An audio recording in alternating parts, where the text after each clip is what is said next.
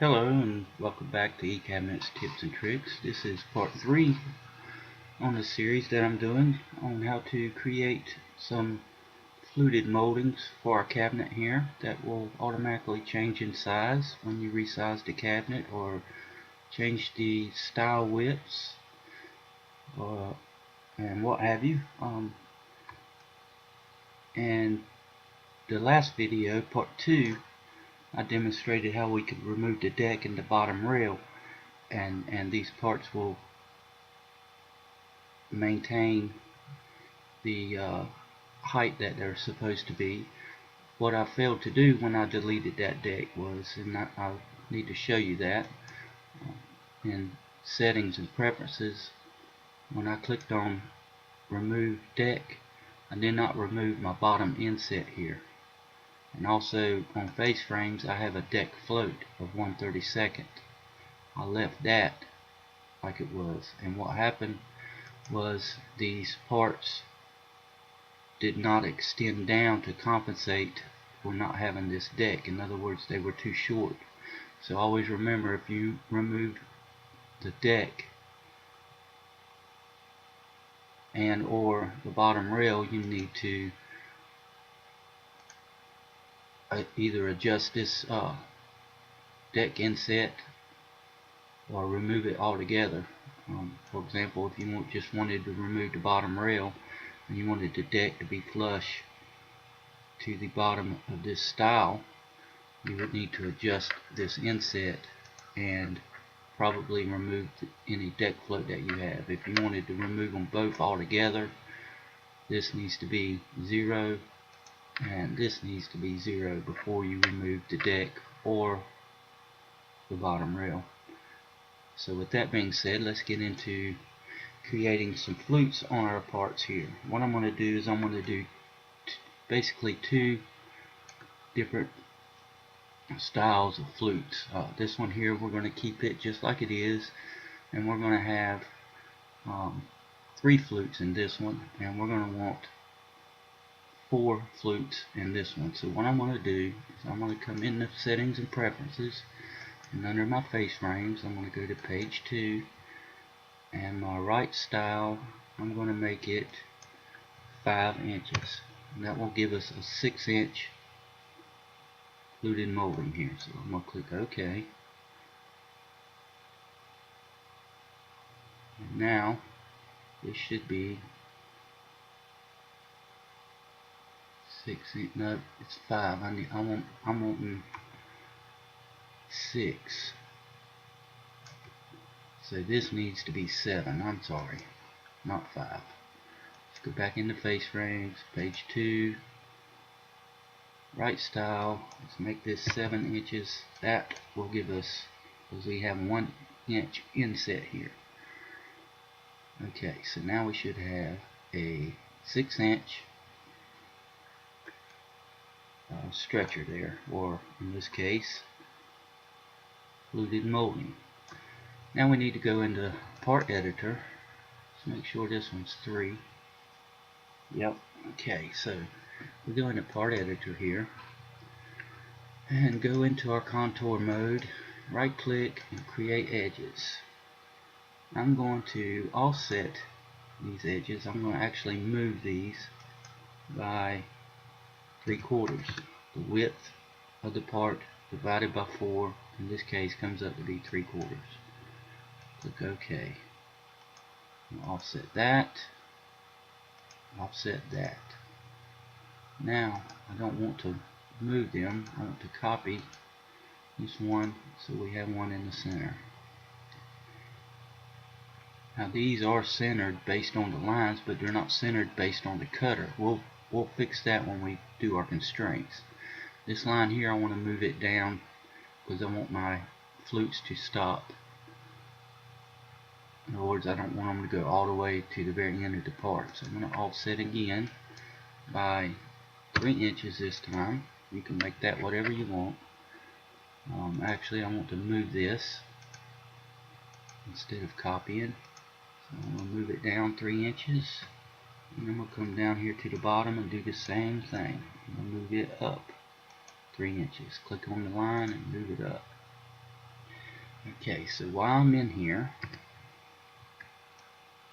down here at the bottom, I want to trim these lines to this intersection. So I'm going to click on Trim and One Entity, because I don't want to remove this line just yet. So I'm going to click on this line that I want to trim and the line I want to trim it to.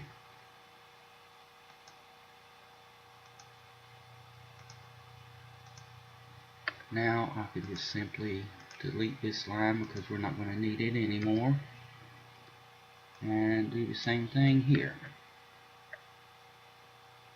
Trim one entity, and I want to trim this line to here, and delete single. Now we can exit contour mode, and we can click on Profile Edge. So I'm going to click on that, and I want to do a single profile. Let me zoom in here a little bit. That didn't help much. But I'm going to make sure I got single checked. I'm going to click on the top here of this line, click next, and I'm going to use a 1/2 inch ball nose tool. So I have a 1/2 inch ball nose tool right here. Click on view, and I want to plunge it 1/4 of an inch. So you want -1/4 and apply, and you see it moves down. Click OK. Now I'm going to go to the bottom here, click next, 1/2 inch ball nose, -1/4, and OK. Back to the top, 1/2 inch ball nose, -1/4, and OK. Now I can return back to main, click yes, and there's our flutes on that part. Now as you can see, these are squared off on the ends. This particular example is demonstrating how to make these flutes so that they can be machined on the router, and even machined by hand. It's not going to show the rounded part in eCabinets, but it will in the end result. When the machine machines it, it's going to stop at the top right there, which will result in a rounded top flute there.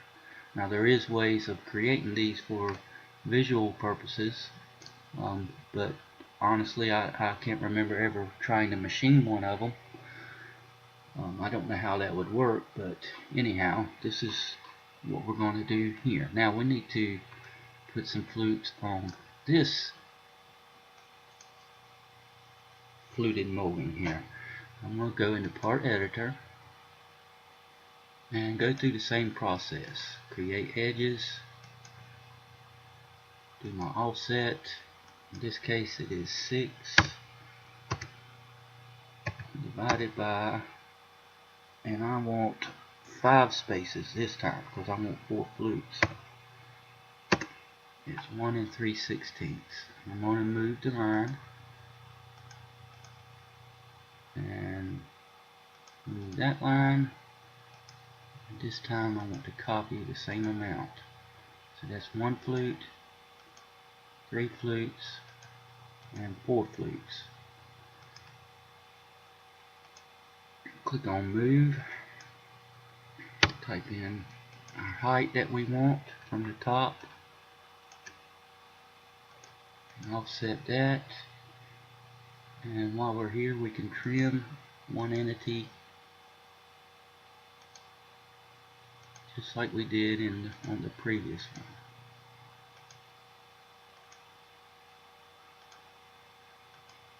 And we can delete that line while we're here. Home, offset 3 inches, trim one entity.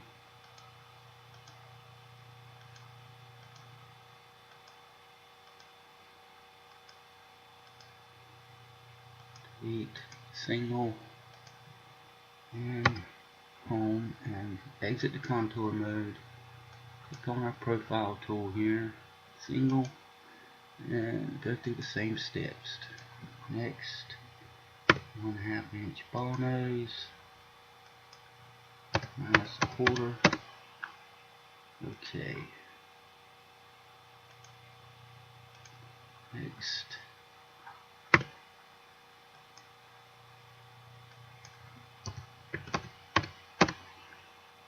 Okay.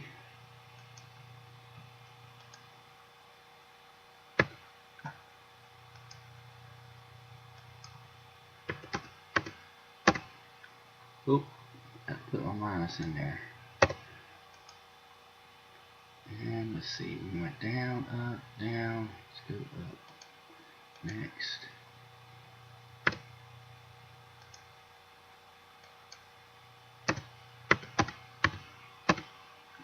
And okay. Now we have that. Let's return to main. Keep our changes. And there's our flutes. Okay, now we need to constrain these flutes so that they move and are equally have equal spaces here. As you can see on this one, this space is wider than the ones in the middle, and this one here looks like it might be pretty close, but we're still going to put some constraints on it. So let's go into Constraint Manager here, and it automatically brings up a drop down here with everything that you have part editor cuts on. Let's start out with stretcher number 2 right here. I'm going to zoom in, and I want to change my font here. I want to pick maybe a green color here. Click OK. I'm going to do my vertical constraints first. So I'm going to click on that line and this corner, and that is 3 inches. Click on this one, 3, and this one, 3. Now I have these green here just so that I can know that these are constraints that you can adjust for the height. In other words, if you want it 4 inches, 5 inches, whatever you want it from the top here, you can come in and edit these constraints here by clicking on the edit button, highlighting it, and typing in the distance you want. So let's go down to the bottom here and do the same thing for the bottom. Vertical,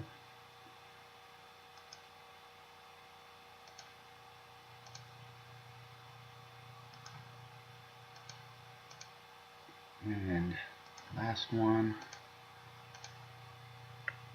So we get these positions so that they're easier to read. And home. Now we need to create our constraints that will automatically move these lines based on the width of this part here. These are the center lines of the cutter. This line and this line needs to be constrained from the edge of the part. This one this way and this one this way. This line right here needs to be constrained between the outside line in this case.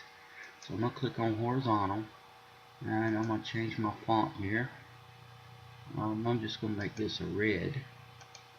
Just let me know that these are actual constraints, and if they're changed you might have adverse effect. So now I'm going to constrain the right one to the right side of the part. So now we have our left and our right.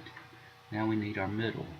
So it can be constrained to this one, or it could be constrained to that one. Either one. Now they're all 3/4. So we need a formula to put in here when we click on edit that will constrain this so it will move properly. And what I've done in Excel, I've created a little spreadsheet here. I'm not quite done with it yet, but when I get it completed, I will make a video on how I came up with this.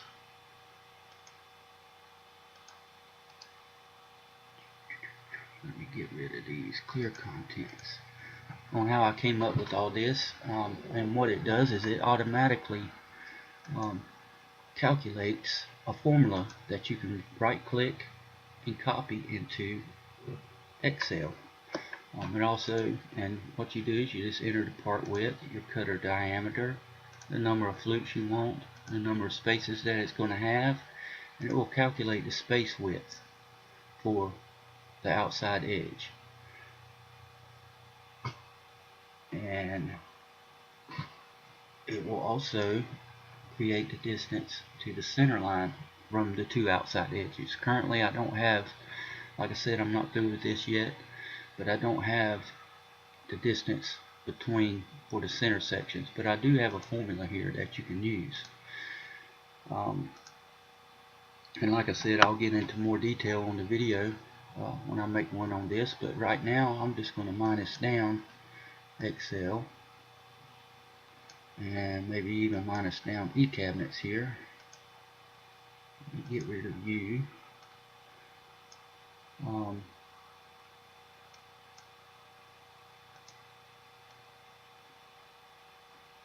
What we're going to want to do for these outside edges,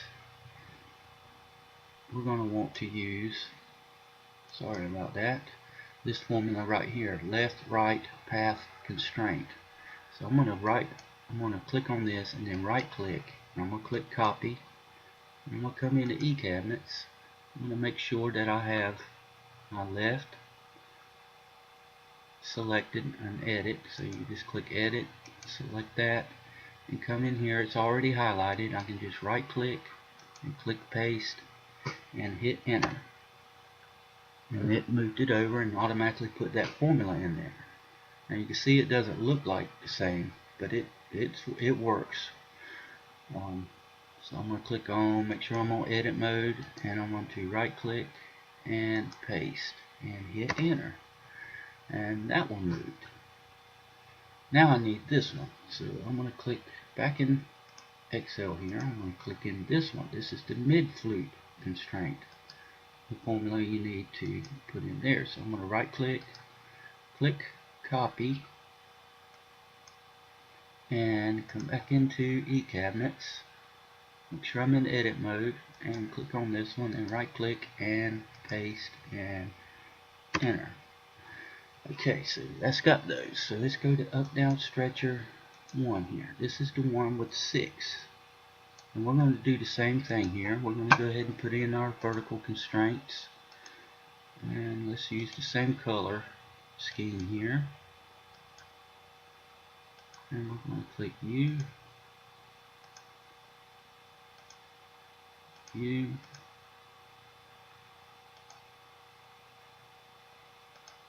U, and U. And go down to the bottom and do the same thing. Make sure I'm on vertical.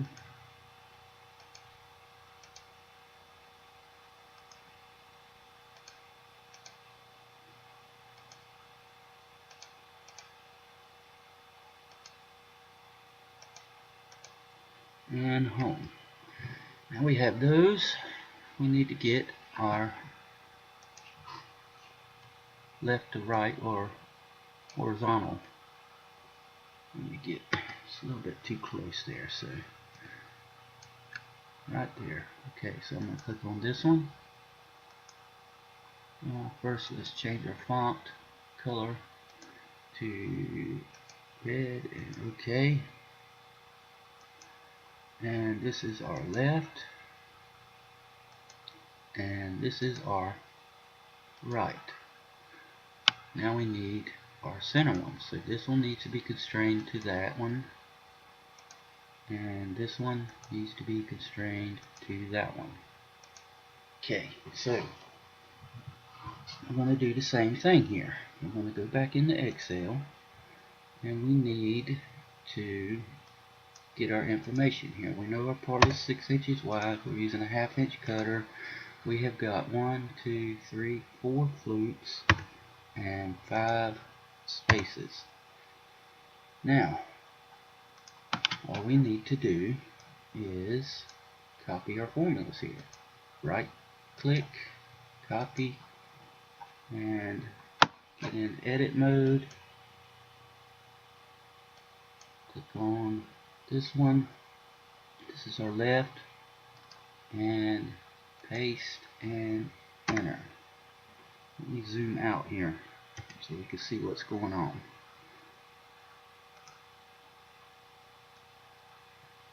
There's that one, there's that one, there's that one, there's that one. So, see if I can zoom in here where we can see.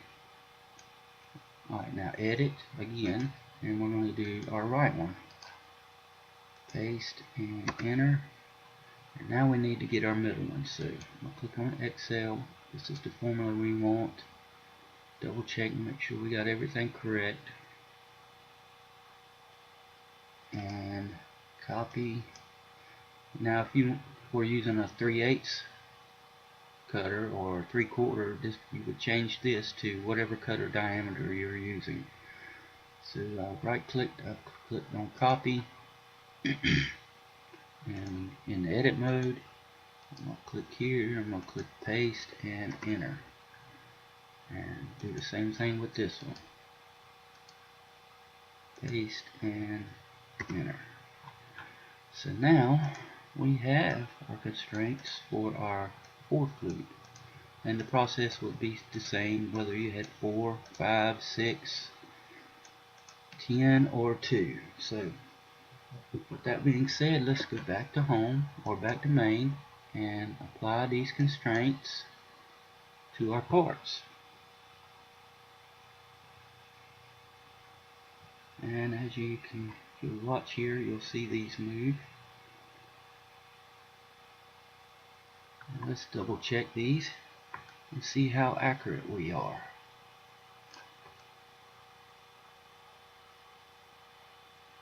Seems like when I got this video recorder running, eCabinets wants to be jerky. So I'm going to double click on this, and with my tape measure selected, I want to click on this corner here and that corner. It says -3/8. So this one should be 3/8 gap, and it is 3/8. This one should be 3/8, and this one should be 3/8, and that is correct. So I'm going to come over here now and check this one out, see if this one's accurate. Click on that corner, and that's 13/16. Let's see what we got here. 13/16 here, 13/16 here, 13/16, and here we have 13/16. So everything's good on that. Let's see what happens. See if when we change the width of our style on this one here, and make sure all the constraints are maintaining. So let's change this flute. Right now we got 4. Let's go let's just go 5, and then let's change this one from 7 to, let's change it to 8. What the heck. See what happens. See if we get any errors. No errors, and everything looked like it moved pretty good. I'm going to double check just to verify.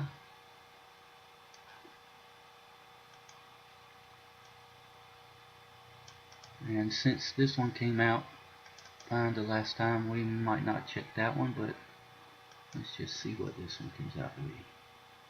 Okay, that's 5/8, 5/8, 5/8, and 5/8. Let's see what this one is. Let me get this centered in here.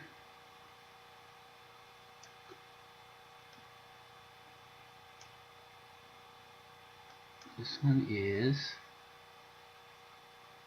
1 inch, 1 inch. Everything seems to be working good. 1 inch, 1 inch, and 1 inch.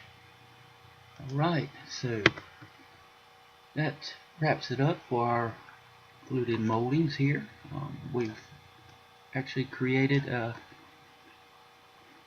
molding that we can make a cabinet. We can put a cabinet like this in our library, and every time we change this style, this will obey our offsets that we had in the structure editor, and change the width of this, and also if we change the height of the cabinet, it moves dynamically. The only thing that is not really completely dynamic is the number of flutes that are in the moldings. So what you would probably have to do is, if you think you might be needing flutes, 4 flutes and 3 flutes, is maybe make a couple of different cabinets with different number of flutes and apply those constraints, and then every time you use that cabinet, everything will move just like you want them. And as I said, if you want to adjust this height, you would click on this part or go into Constraint Manager and come in here and change these heights by clicking on Edit and the number, and change the number to whatever you want. Then you return to main, keep the changes, and those will maintain that height every time you change the height of the cabinet. So as always, thank you for watching, and if you have any questions or comments, please post them, and be sure to subscribe to my channel and get all the latest tips and tricks. And also check out the video on how to create this little calculator here for our flutes. I'll be posting that shortly. Like I said, thank you for watching, and have a good day.